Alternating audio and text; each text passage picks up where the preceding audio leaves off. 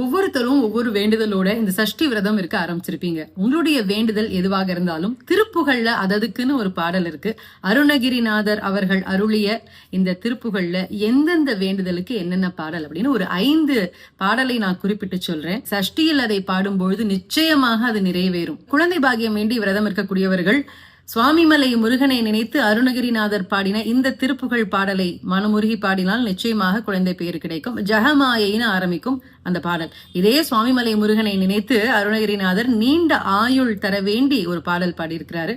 அந்த பாடல் பாதி மதி நதி அப்படின்னு தொடங்கும். அதுபோல தொழில் முன்னேற்றத்திற்கு நீங்க பாட வேண்டிய திருப்புகழ் பாடல் திருச்செந்தூர் முருகனை வேண்டி அருணகிரிநாதர் பாடியிருக்கக்கூடிய பெருக்க சஞ்சலித்துன்னு ஆரம்பிக்கக்கூடிய பாடல். எல்லாருக்கும் இருக்கக்கூடிய ஒரு கனவு சொந்த வீடு அப்படின்னு. அப்ப அந்த சொந்த வீடு கட்டி குடியேறணும்னு நினைக்கிறவங்க அருணகிரிநாதர் சிறுவாபுரி முருகனை வேண்டி ஒரு திருப்புகழ் பாடல் பாடியிருக்கார்.